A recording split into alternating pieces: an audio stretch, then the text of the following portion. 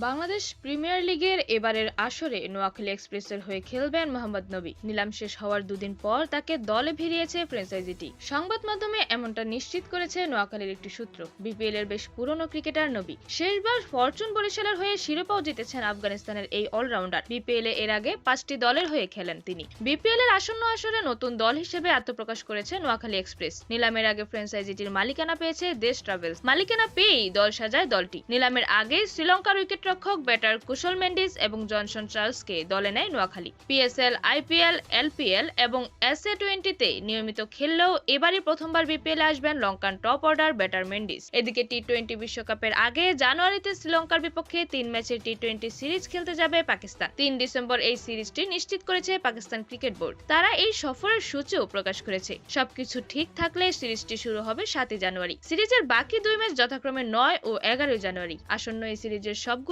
ম্যাচই হবে ডাম্বুলায়। এই সিরিজে খেলার কথা রয়েছে মেন্ডিসেরও। আর তাই বিপিএল ছেড়ে কয়েকদিনের জন্য মেন্ডিস দেশে ফিরবেন। সেই সময়ের জন্য আভিষ্কা ফার্নান্দোর সঙ্গে চুক্তি করেছে নোয়াখালী। সংবাদ মাধ্যমকে এমনটাই নিশ্চিত করে ফ্র্যাঞ্চাইজিটির একটি সূত্র। লঙ্কান এই ব্যাটার এর আগেও বিপিএল এ খেলেছেন। বিপিএল এর 2019-20 মৌসুম এবং গত মৌসুমে চট্টগ্রাম চ্যালেঞ্জার্সের হয়ে খেলেছেন তিনি।